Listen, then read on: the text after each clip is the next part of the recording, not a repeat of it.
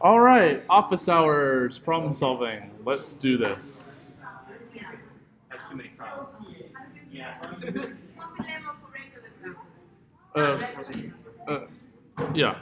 So, well, the idea is exactly the same, but you have 3 parts instead of 5. Okay, so any example language.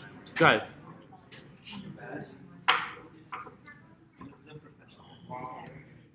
Pumping lemma for regular languages. Any example? 0 to the P, 1 to the P. Or 0 to the N, 1 to the P. Yeah. That's an easy one.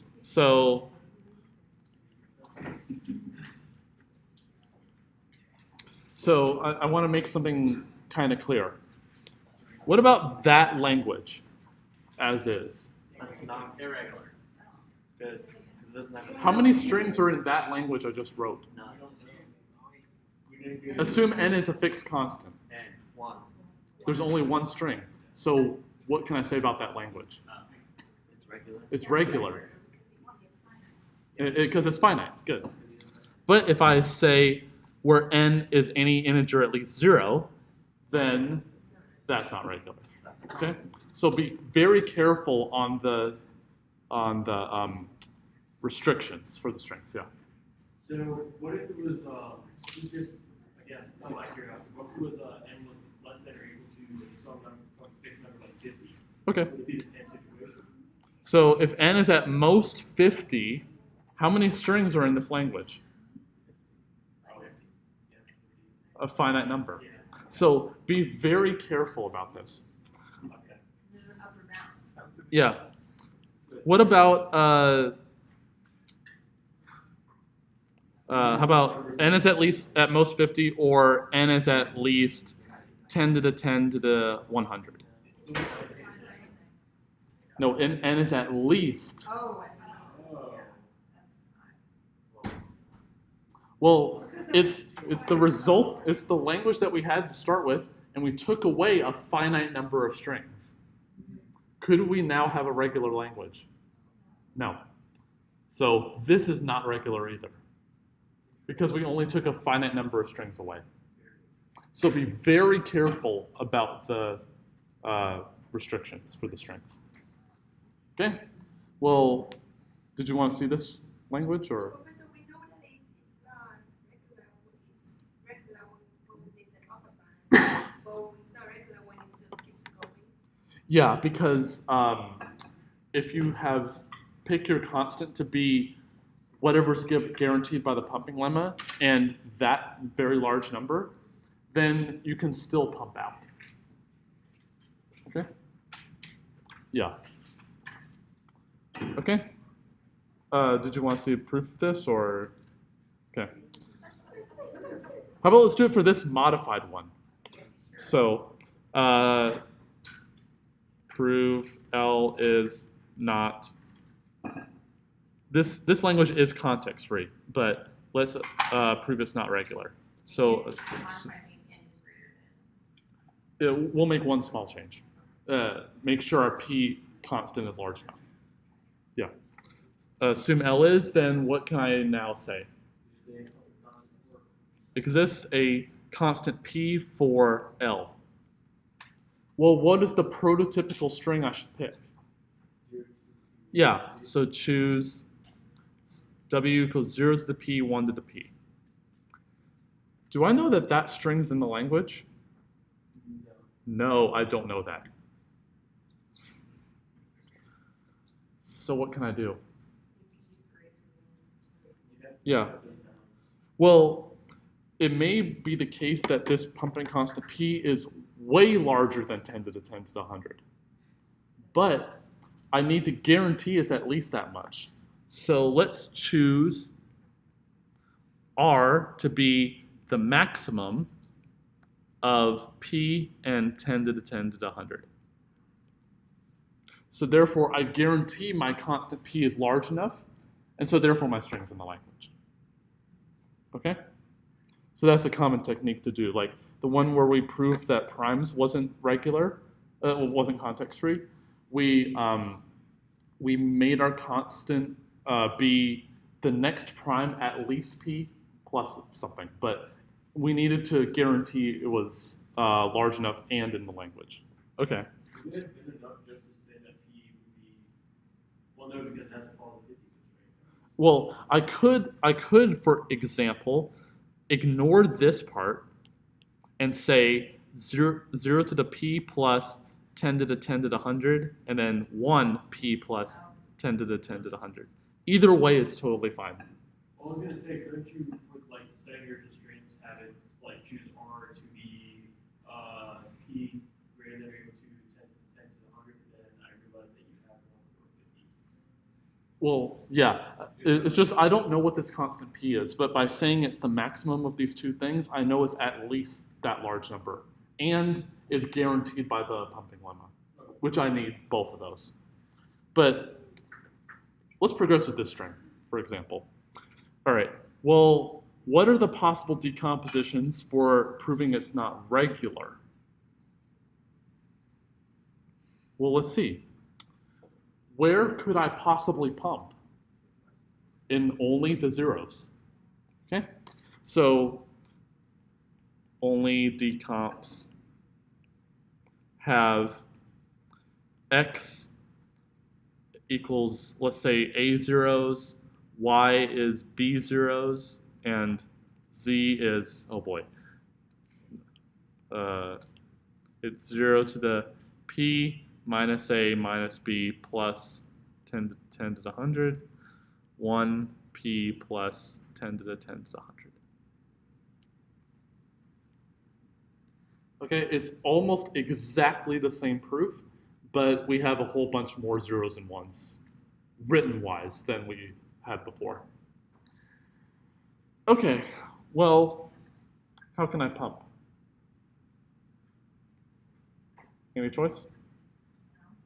Let's pump down. In fact, either way works.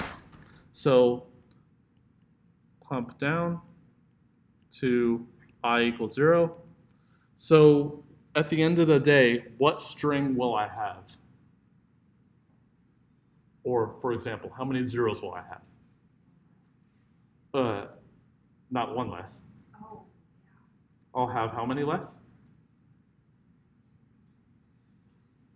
Well,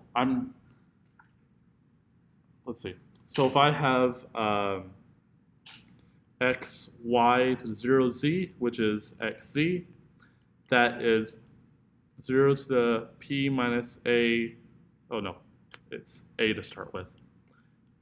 0 to the a, and then this monstrosity.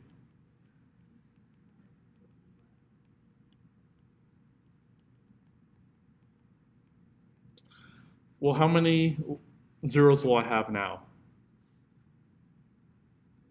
Well, I had a of them, and I have this monstrosity. So I'll have p minus b plus that huge number. So I'll have p minus b plus huge number, an unaffected number of ones. Okay, well, is this string in the language or not? No. Well, what does this string being in the language imply? B is equal to 0. But can that happen? No. So, therefore, contradiction. So, I can say L is not regular.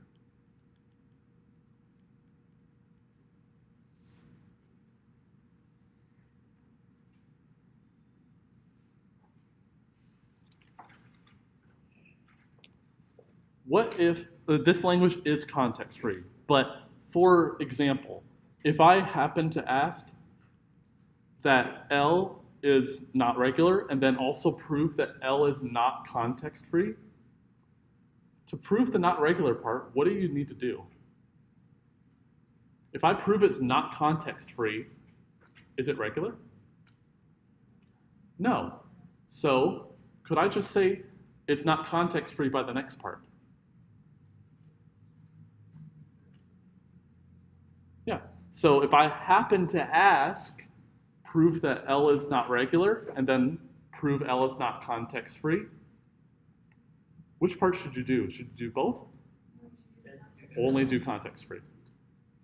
Okay? Because if it's context free, then it has to be regular. If it's not context free, then it cannot be. Yeah, it can't be regular. Nice. Other, yeah. How do you make it deactivate or an athlete to recognize that directly the N1 to the N1 and it's or equal to Well, an easy way to do it is, well, there are 51 strings in that language. Make an NFA for each of them. So one for the empty string, one for 0, 1, another one for 0, 0, 1, 1, 0, 0, 0, 1, 1, 1, all the way down. There are only finitely many. And then do unions for every single one. So epsilon transition from a new start state to each one. And since there's an NFA for it, convert it to a DFA. Yep. There are easier ways to do it, but that's one way to do it. I have a question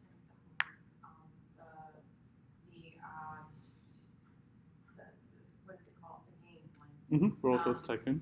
Yes, yeah. So we can have in the grid, right? You can have a path, you can have empty, right? Or you can have an obstruction, right? As well. Yeah, you'll only need paths and empty. Empty. Yeah. Okay. Because I was like, when I add the obstruction, I'm like, I can't really do that because I'm only. Yeah, there's no need to. Okay. But you will need empties to guarantee that guests can't go to another path because they can't traverse across anything that's not a path. Yeah, and that'll be vitally important to prove. Other questions? But can we do the GNFA one? Okay. Any particular DFA, NFA you want to see converted? You can ask us the You're lucky I can make these up. I'm trying to think of a good example that shows every possible thing. Okay. No, everything I want you to see. That's what I mean. So when we come in on Monday, do you want us to come in with questions and examples? What do you think? I'm assuming yes. It'd be very, very appreciated. Okay.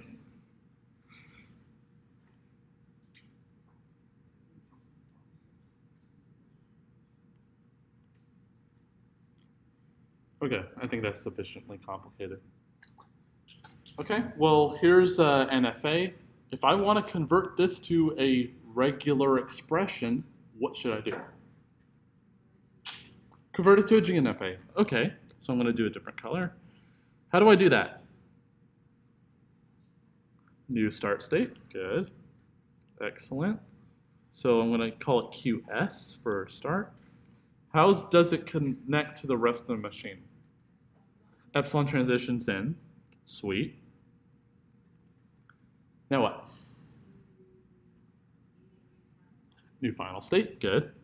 I'm going to call it QF. How does it connect to the rest of the machine? From the old final states. Good. So I'm going to make Q0 non-final and epsilon my way over from there. Okay?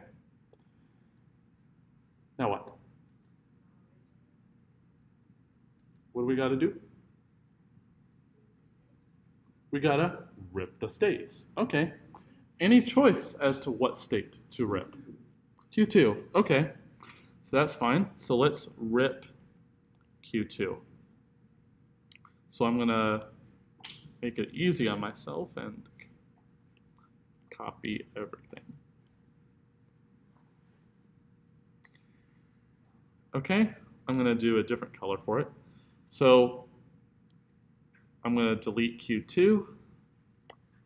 And what transitions am I going to add?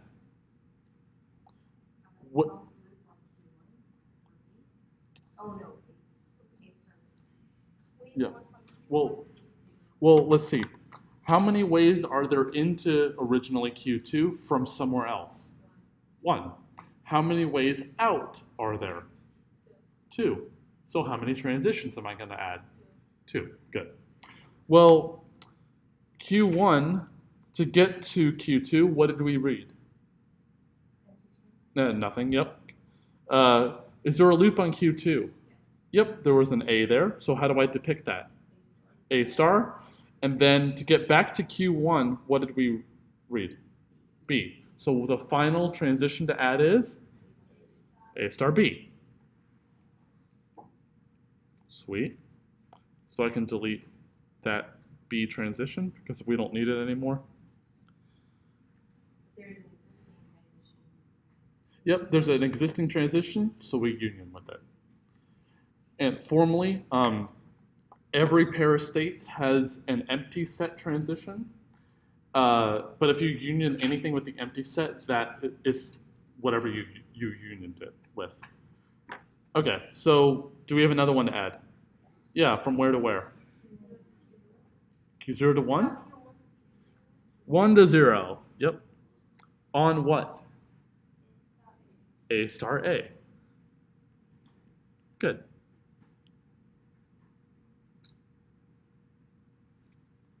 Super. What state to rip now?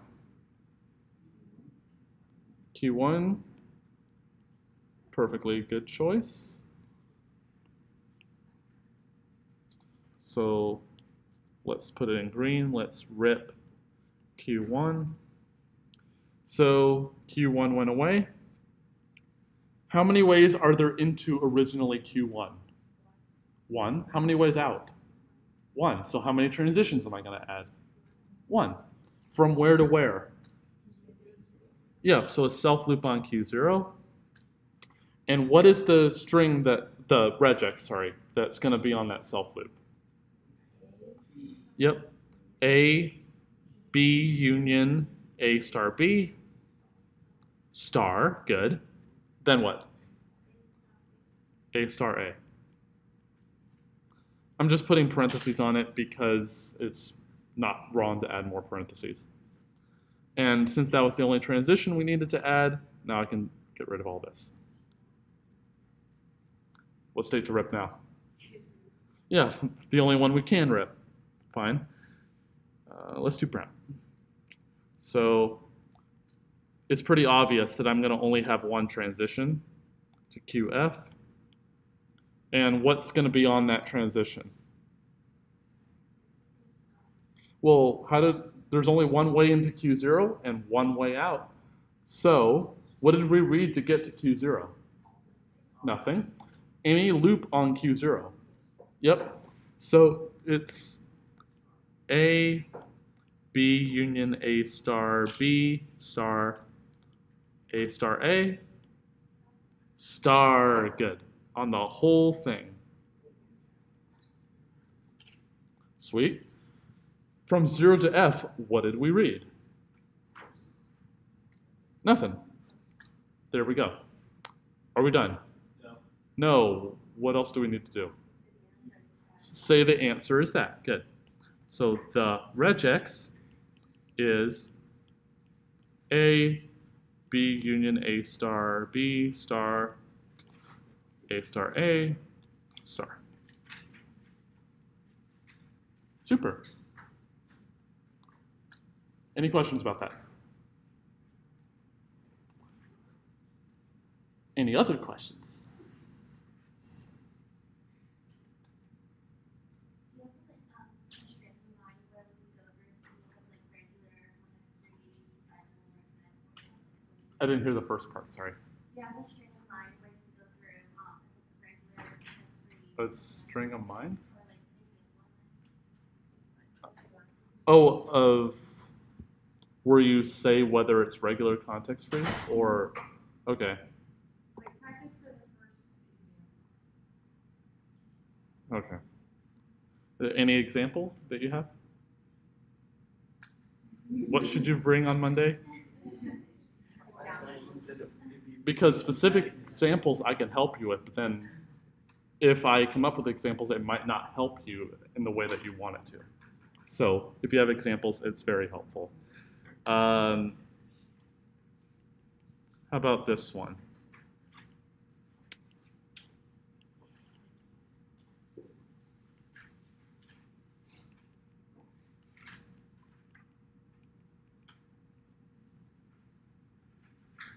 So WXW, where WX are arbitrary strings in 0, 1 star. What do you think?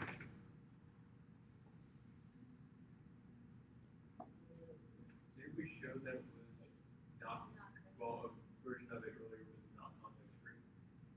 Well, X is an arbitrary string instead of a single character.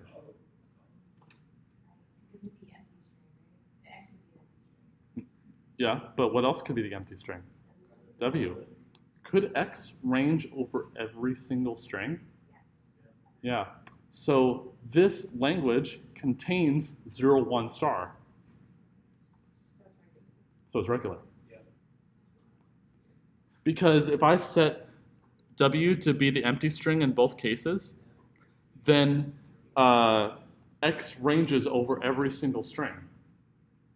So empty string, any possible string, empty string, is every string. So therefore, it's every single string. So 0, 1 star. Okay? This was on piece set 2 or 3. I forget. I think it's on 2. Okay? Yeah, so it's regular. What else can we say then? It's also context free. It is also decidable and also recognizable.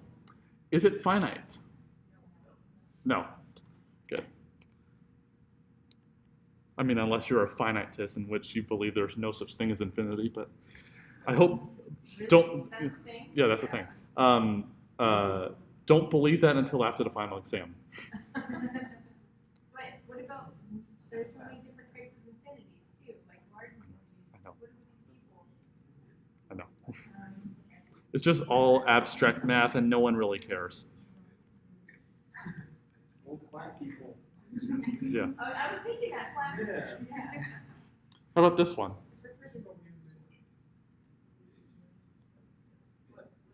Oh, it's an upper bound. It's an upper bound.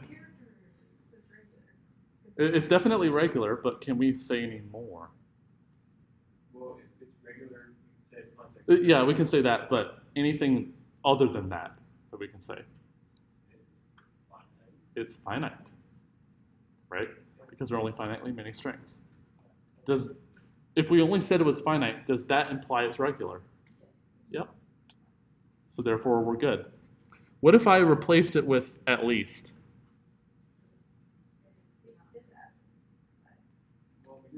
Well, actually, I'll make it easier without the equal. Complement. Yes. Yep, so it's the complement of a finite language. And so therefore it is, well, it's infinite, but what do we know? That its regularity is preserved. Yeah, it's regular. Yeah. And so therefore it's context-free, decidable, recognizable. So that first question where on the final where I say, put the most restrictive class to which it belongs, what should we say to that first one? Less than or equal to 50. Is that the most restrictive? Yeah, finite. Yep. Oh. What is restricted? Yeah, so the most specific class you can put. So if you say that this is recognizable, then that doesn't really tell you a whole lot. If you say it's finite, that's very specific. The most restrictive you can possibly put. So, Can we walk through these classes? Just like finite, regular, Yep. like, I list them all. so say we get something like sigma star, would we go infinite before we go regular, or? But I won't have infinite, but it'll be empty, finite, regular, context-free, and all the way up. So sigma star would be regular? Yeah. Okay. So that's the most restrictive class to which it belongs. Okay. can we walk empty, finite, regular, context-free? It's the ones we talked about in I class. understand. I just There'll never be thought of empty no as a surprises class. whatsoever. I just never thought of empty as a class of language. It was like, No. So that won't appear on the test. What? Yeah. No, it's the smallest possible class that you can put. So this first language, I could say it's recognizable. But I can also say it's context-free. I can say it's regular. I can say it's it's finite. Yeah, as much as you can. So the complement of that would be regular, right? What's that? So the complement of that, First one, where it's greater than? Yeah, that would be regular. Yeah. How about, I'm trying to think of a good example.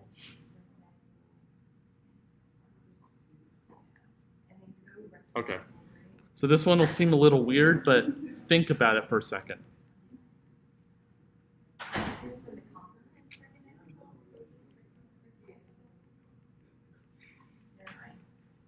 Is co-recognizable another class?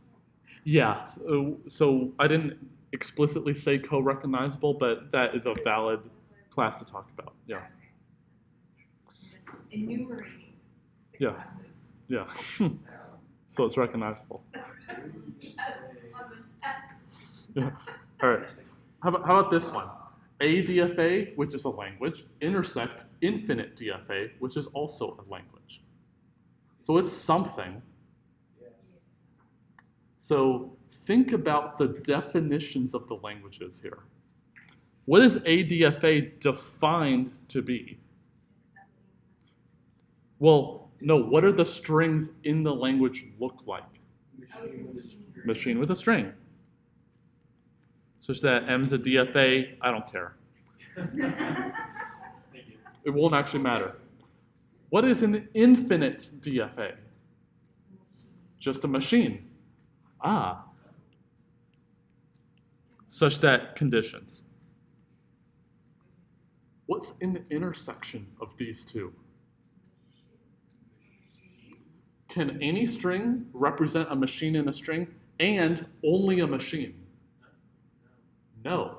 So what is this? Empty. Oh, Another okay. class. So empty is essentially just not, it's basically not regular, not anything. Or is it just empty? Is empty set regular? Oh, yes, yes it is. My bad. Okay. But it's still the most restricted. You can't get more restricted than the empty set. So, yeah. Okay. So that's empty. How about this one?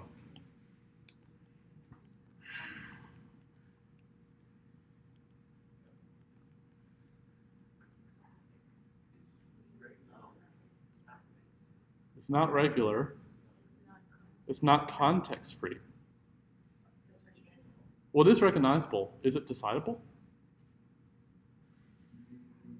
Could you decide whether an input is of the form zeros, ones, twos with the same number of each? Yeah. Yeah, so it is decidable. Okay. Nice. What if L is decidable and then answer about L bar?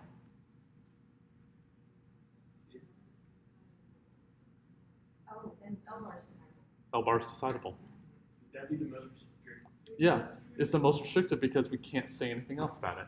Okay. because you haven't defined L, right? I haven't defined L. Exactly. Yep. So for that question, closure properties, knowing what the languages are, knowing what the language classes are, I think that'll be really helpful. Does that answer your question? Actually, really helpful. I appreciate it. Other questions? I'm trying to think, is there a better question?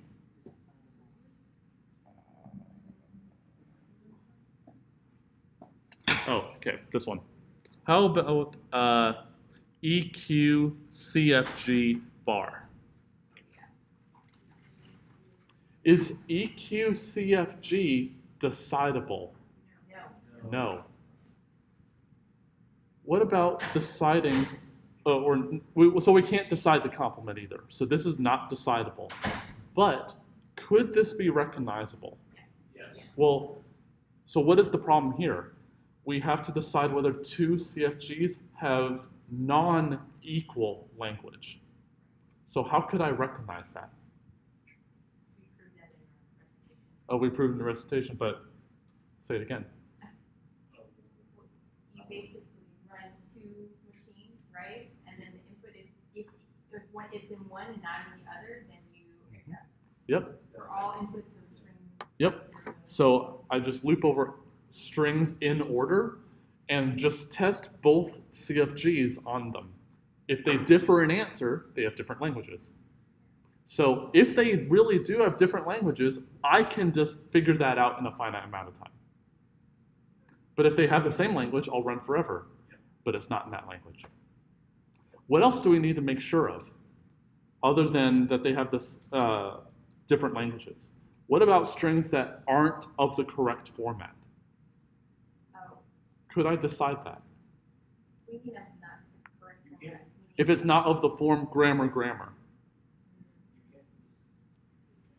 well, They're not the same machine. well, the idea of encoding is that I can detect if it's of the right form in a finite amount of time.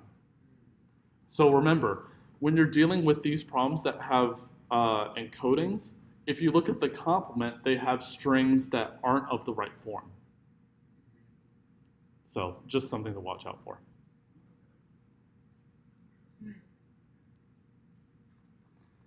Other questions?